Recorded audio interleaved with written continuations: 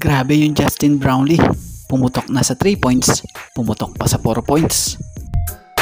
Maging si Maverick and Stephen Holt nakisali na rin sa 3-point party. Japet Aguilar, dunk party naman.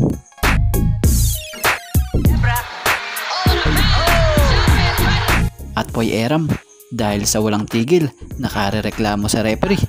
Ito pala ang inabot niya sa mga fans. It was one of those powerful dunks of Japet Aguilar. Oh, he made that one.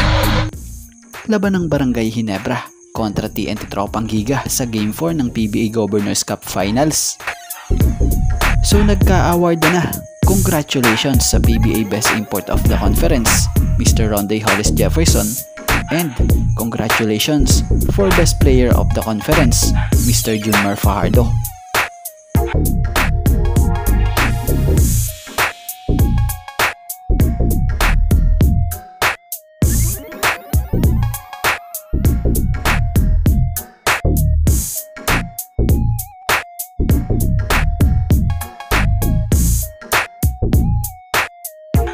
So sa kabuuan ng first quarter, pumuntos ng 25 points ang TNT at ang Ginebra ay 30 points.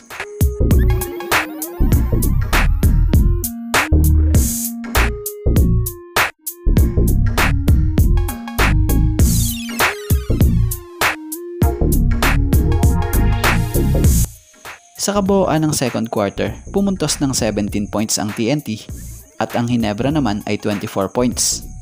Kaya naman natapos ang first half, tangan ng Barangay Ginebra ang 12 puntos na kalamangan.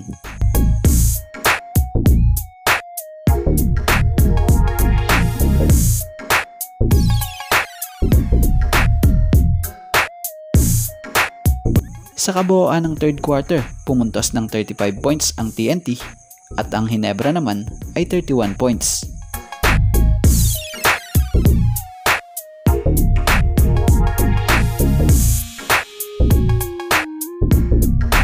Sa kabuuan ng fourth quarter, pumuntos ng 15 points ang TNT at ang Ginebra naman ay 21 points.